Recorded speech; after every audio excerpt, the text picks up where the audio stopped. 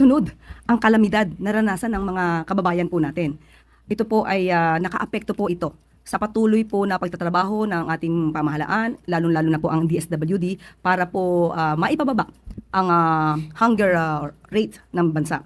But To ask this to the president, but unfortunately, Magandang araw sa atin mga kababayan. Sa sulok man kayo naroon, sana kayo po ay ligtas at sa may mga nakaluwag sa buhay na gusto po tumulong sa Cebu.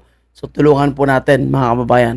Tulungan po natin na makabangon po muli ang Cebu, Negros at Antique at iba pang lugar na talagang sadyang sinalanta po ng bagyong Tino. Dahil po sa walang kahandaan at mahina po na preparasyon ng ating gobyerno. Mga kababayan, sinisisi po ni Claire Castro yung mga dumarating na kalamidad sa ating bansa. Kaya nga daw po, talamak yung kahirapan sa ating bansa.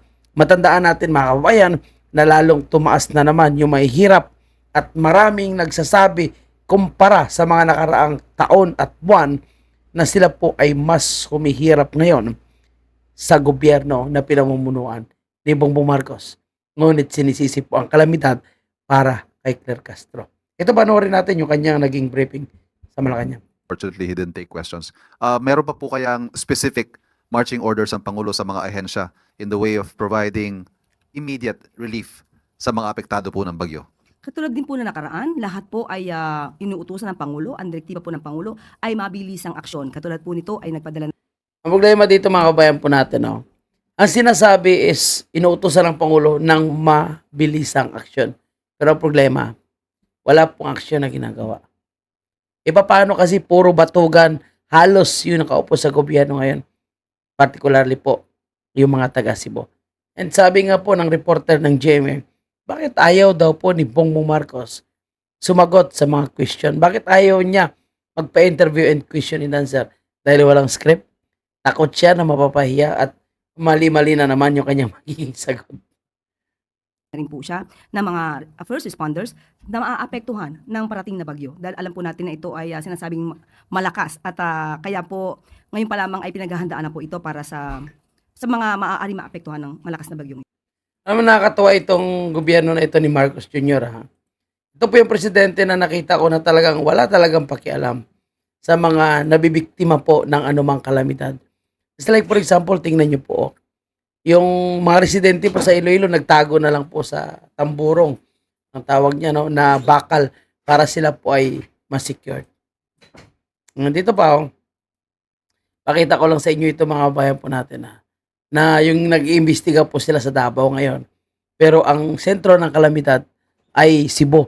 And ngayon lang din tayo nakakita ng presidente na bago po dumating ang bagyo, hindi po sila nagbi-briefing, hindi po sila nagkahanda.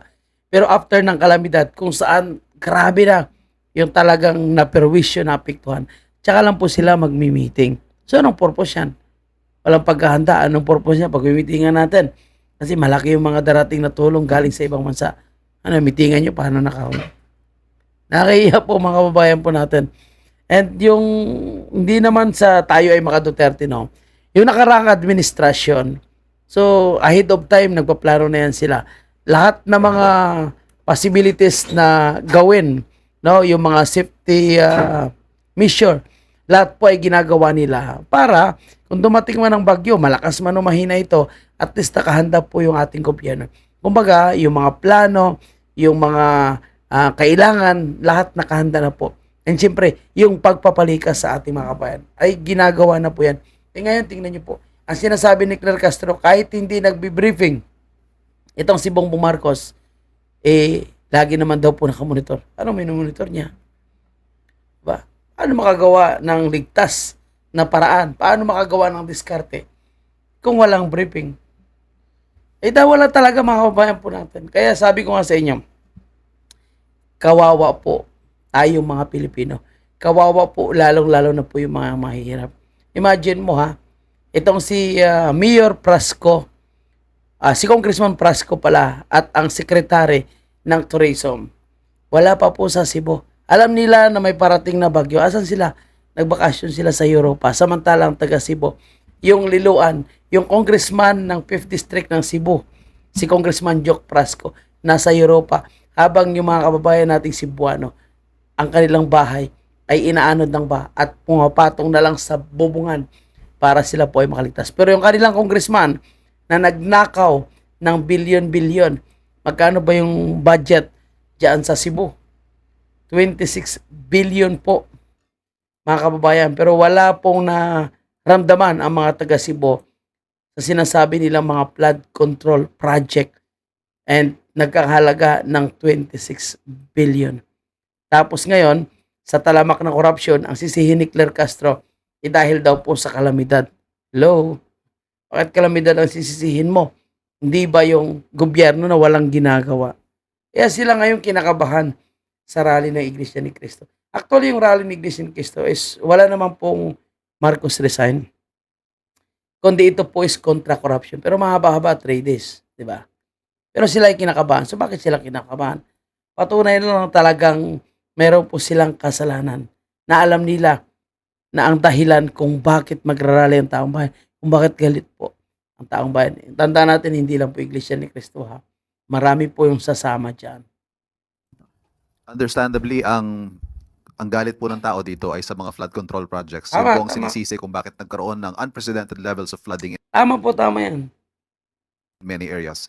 But there are also reports that this is partly due to also deforestation, quarrying. Nandiyan din po ang mga teorya na ito'y dahil sa unregulated development in the region. Is Malacanang, is the president also ordering investigation in these areas kung bakit po nagkaroon ng ganyang klaseng pagbaha? Kung ganyan po ang nakikita, dapat lamang po titingnan ito ng pamunuan ng DNR, kung ano ang nagaganap at kung ito ba ay hindi lamang dahil sa kalamidad, hindi lamang ito act of God, kundi may kinalaman ang mga pagpapabaya ng mga tao at ang pang-aabuso sa ating natural resources o sa ating kalikasan. Hugas kamay po mga kabayan po natin. So, yung DNR daw po yung mag-imbestiga. So, yan talaga, no? Sa mga binibitawang salita ni Claire Castro, inamin niya talaga na walang kwenta itong si Bongbong Marcos. Alam niyo mga kababayan, dito po sa mga sinasabi ni Claire Castro, yung mga lumalabas sa kanyang bunganga, inaamin niya talaga na walang kwentang presidente itong si Bongbong. Ituro yung pagsisisi at responsibilidad sa DNR. Hindi pa responsibilidad din ng presidente yan. Dahil alam mo itong mga leaders at mga sekretaris ng iba't ibang departamento, minsan nag-aantay lang yan sa utos ni Bongbong Marcos. Minsan takot din silang gumalaw, lalong-lalo na yung ilang mga illegal na aktibidad kaya ng mining na yan, illegal lagi na yan. Minsan, may connection sa gobyerno. And alam mo sa connection gobyerno, makarating tayo dyan mamaya, kung bakit hindi naaprobahan yung pagiging sekretary ng DNR nitong si Jenna Lopez na isang environmentalist. Hindi po inaprobahan ng mga senator. Mamaya pupunta tayo dyan mga kabayan. Talagang po magkakaroon din po ng investigasyon dito. So is the president expected to also order, or has he already ordered the DNR to investigate? Sa ngayon po ay wala pa pong naipapaabot sa atin kung meron na po silang usapan na pamunuan ng DNR. But with that kind of situation, hindi na po kailangang iutos to ng Pangulo dahil Hindi kailangang iutos daw. Yan ang trabaho niya. Bakit di siya mag-utos? Claire, hello po. alam po nila kung ano ang nais ng Pangulo at ano ang mga direktiba ng Pangulo sa mga ganung klaseng kalamidad. Salamat po. Next question, Ann Soberano, Bomboracho. Yusek, good afternoon.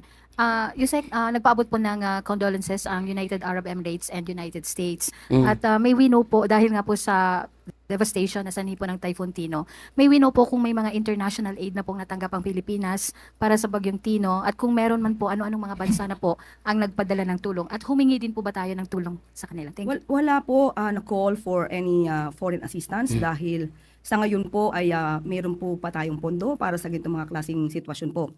At may mga quick response funds po ang mga frontline agencies na marireplenish po. At kung ito po ay kukulangin, lalo-lalo na po sa mga LGUs, makakaasa po sila na sila po ay bibigyan po ng tulong mula sa Office of the President. Yung tinatawag po nating local government support funds. So, hindi daw po sila tatanggap ng tulong mula sa ibang bansa. Magaling. Sana po totoo yan. At sana po kaya pong punduhan ng gobyerno ang lahat na pangailangan ng ating mga kababayan kung hindi po sila humingi ng tulong. Kasi palagay ko po mga kababayan po natin, sa laki po ng utang natin at deficit sa kabuuang budget natin, hindi naman kayang solusyonan ng gobyerno yan. And magre-release po sila ng mahigit 1 trillion para po sa mga kalamidad. And ngayon, magdideklara po sila ng national state of calamity dahil nationwide po. At syempre, may parating na naman na isang bagyo.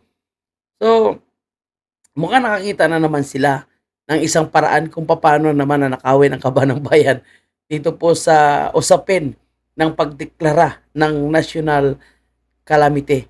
National calamity po sa buong bansa. Alam niyo mga kabayan po natin, kahit i-deny pa nila na kailangan natin ng tulong ng ibang bansa, kailangan talaga natin. Kailangan talaga natin. Hindi kahit ang gobyerno, kagaya niyan. Ilan yung nawalan ng bahay, nawalan ng kagamitan. So, kailangan po yan ng tulong. So, bibigyan mo ng 5,000, 10,000. Hindi talaga sapat yan. Dahil nawalan po sila ng kagamitan ni inano dahil sa sobrang bahay. And hindi rin po naanod yan. Hindi nawala yung kanilang kagamitan kung hindi lang sana naging pabaya yung gobyerno ni Marcos Jr. So, yung mga illegal na aktibidad sa bundok, na nagsira ng bundok, trabaho ng DNR. Bakit di ginawa ng DNR? Kasi walang utos si Bongbong Marcos.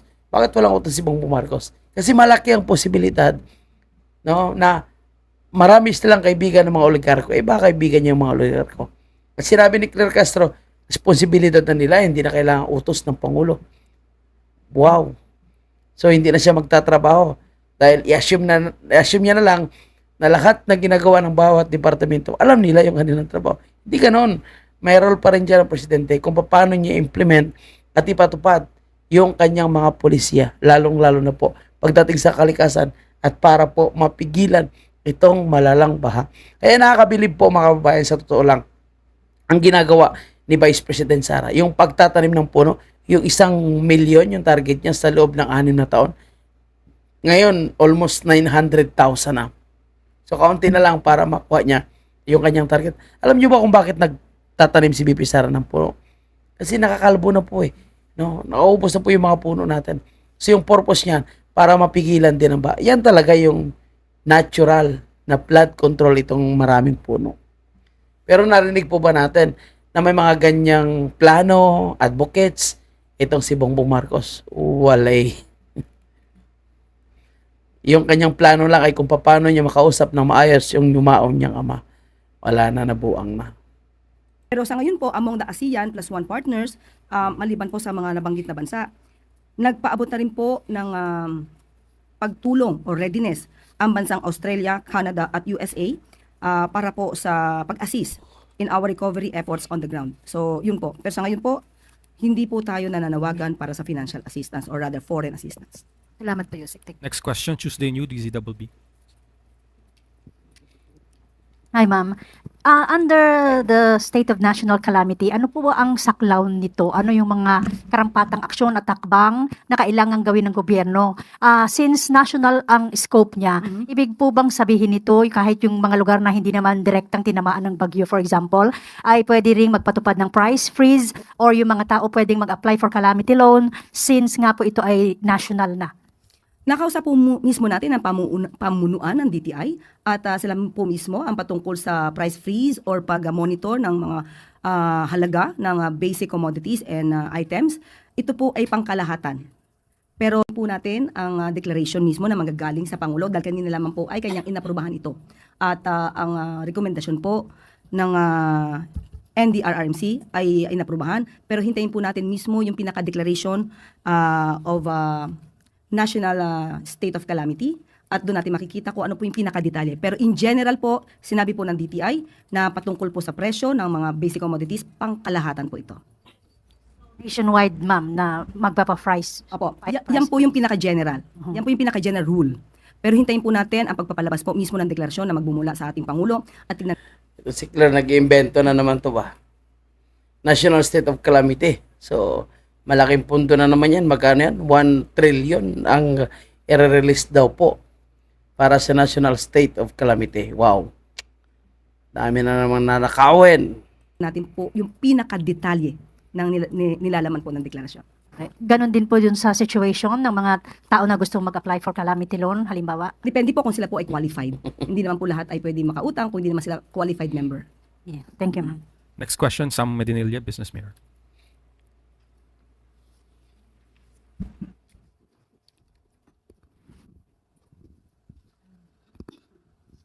Good afternoon, ma'am. Bale, itatanong ko lang po kung magkano po yung parang existing na emergency fund na pwedeng itap ng government to assist yung areas na naapektuhan ng Typhoon Tino? At saka kung meron na po bang LGUs or national government agencies yung nag-request for additional funding? Ngayon po, yung pinaka-specific amount ay wala pong binibigay sa atin. As sinabi lamang po ng DBM ay may sapat na pondo po. Kahit naman po ang LGU ay meron po silang respective budgets for disaster and calamity. So sa ngayon po ay wala pong ibinibigay sa atin na detalye kung meron na po mga LGUs na nang hingi or nag-ask for replenishment. Pero yan po ay mapapakita na po natin dahil mismo ang Office of the President siya po ang nagbigay ng pondo sa mga lugar na nasalanta. Thank you po. Next question, Bella Calyaso, Philippines. Sana all may excess fund po tayo, no? Pero laki ng ating deficit sa budget, mga kabayan. Good afternoon, Yusek. Yusek, bago ko ano yung sa hunger, tanong ka lang din po kasi may mga netizens na nagtatanong kung bakit ngayon lang nagpatawag si presidente ng situation briefing sa NDRRMC considering nakalabas na raw po yung bagyo. Ano po ang paliwanag ng palasyo dito? Kahit hindi naman po nagkaroon ng briefing ang Pangulo, everyday naman po siya nakikipag-usap dito at nagmo-monitor. So ngayon lang po siya pumunta po doon pero hindi po ibig sabihin po noon hindi po siya nagmo-monitor ng sitwasyon sa ating bansa. And then ma'am, yung sa hunger po ma'am, sabi ng SWS tumaas from 16.1 nung June, ngayon tumaas yan ng 22%. So despite nga yung effort ng government, meron tayo sa DSWD and meron din tayong 20 peso na rise from DA, parang yung hunger, ang laki ng tinaas niya more than 5%. Ano po ang paliwanag ng palasyo? Huwag natin kalimutan na sunod-sunod ang kalamidad naranasan ng mga kababayan po natin. Ito po ay So tingnan nyo ha, sinisisi po ni Claire Castro yung kalamidad dahil sa pagtaas ng kahirapan. Di ba marami po silang mga solusyon na ginawa. Nandiyan yung 20 pesos, nandiyan walang gutom kitchen. Pero alam nyo, useless po talaga yon. Bakit? Hindi naman yung pamatagalang solusyon eh. Bakit buong araw ba nila papakainin yung mga mahihirap? Tumaas yung mahihirap sa ating bansa dahil sa sobrang taas ng inflation. Sobrang mahal ng bilihin. At walang investors na pumapasok. Hirap talaga. Hirap yung mangyari kasi walang trabaho eh. Walang investors eh. Hirap makahanap ng trabaho.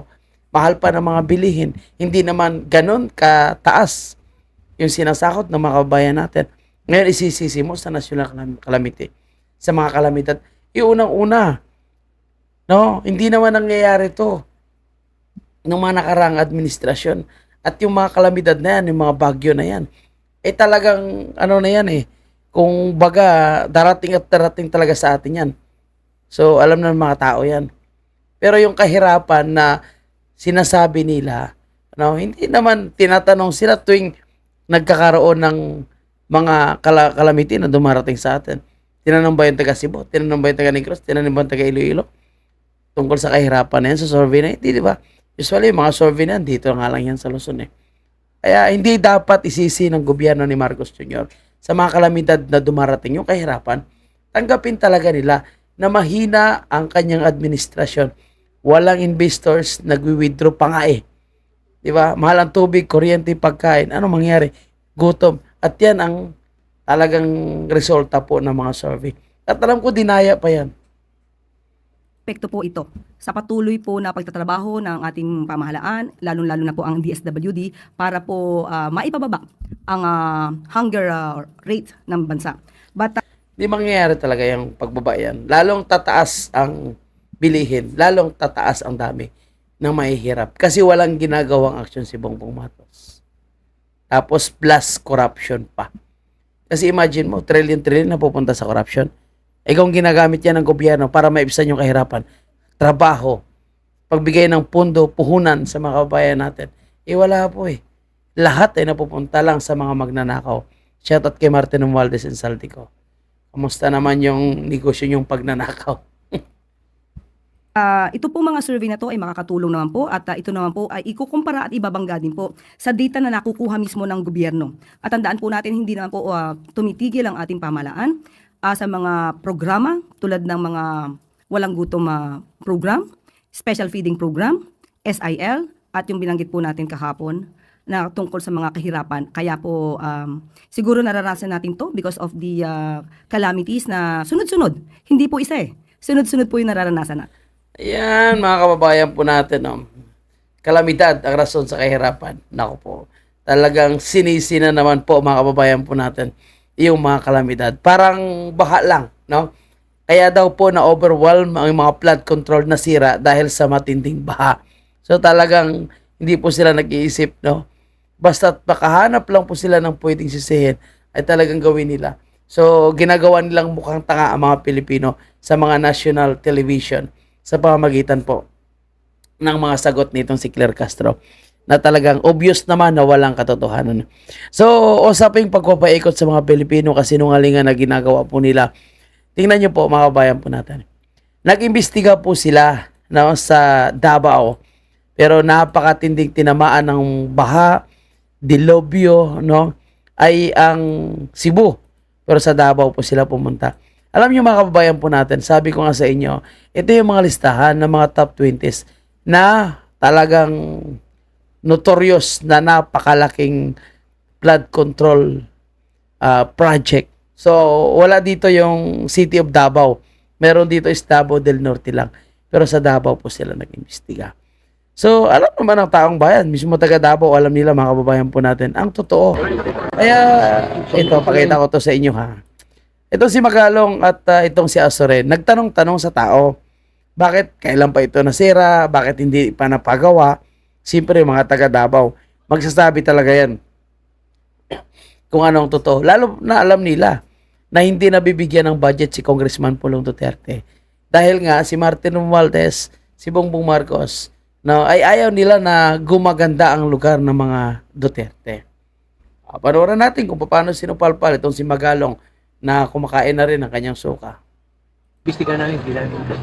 Wala na, maganda na Maganda yan. doon eh. Aayusin naman sana nila yan. din doon.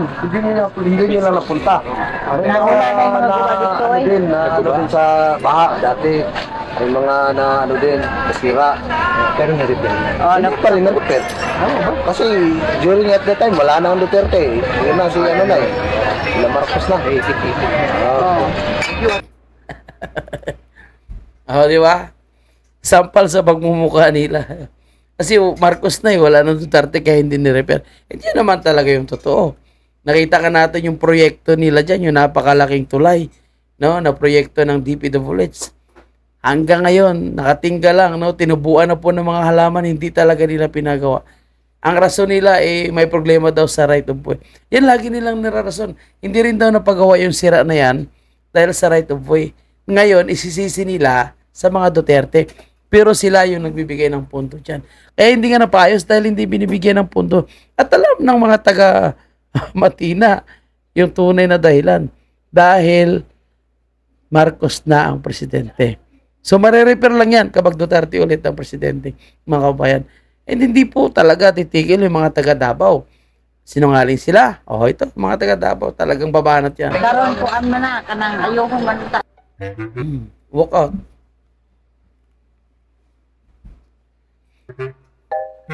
Walk out. Thank you kayo. Thank you na lang daw. Ito, panoorin natin si brother ng mga taga Davao, mga kabayan. Ito yung inspeksyon ni Magalong, pero tingnan nyo ha. Kasulid kining nasa kong likod mao ni ginatawag mga wire mesh o road slope protection, no, mao ni karon ang inspeksyon sa ICI National kauban si Mr. Magalong. Unsa kay lang nakita niini nga klaro kayo nga basta Davao City sulid kayo nga pagkatrabaho. Di ba? Nag-video sila doon, sinasabi nila may anomalya, may questionable. Pero yung mga taga Davao talaga, tao talaga yung magsasabi. Kasi alam mo kung maayos yung mga proyektong pinapagawa, hindi mo na kailangan magsinungaling para siraan. No? Tao mismo magsasabi ay pangit, ay sira, ay substandard, ay ghost project. Pero kung maganda, tao rin yung magdidepend sa iyo.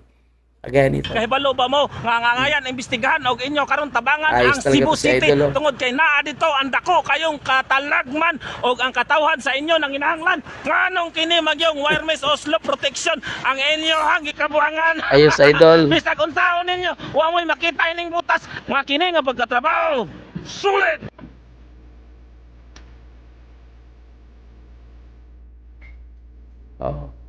Sana napapanood ito ng mga congressman, no? Na mga magnanakaw. Napanood sana ito ni Bongbong Marcos, Martin Romualdez and Saldico. And of course, mga kontraktor, no? Na nagpagamit sa DPWH at mga congressman. Nakakalungkot, pero itong nangyari po.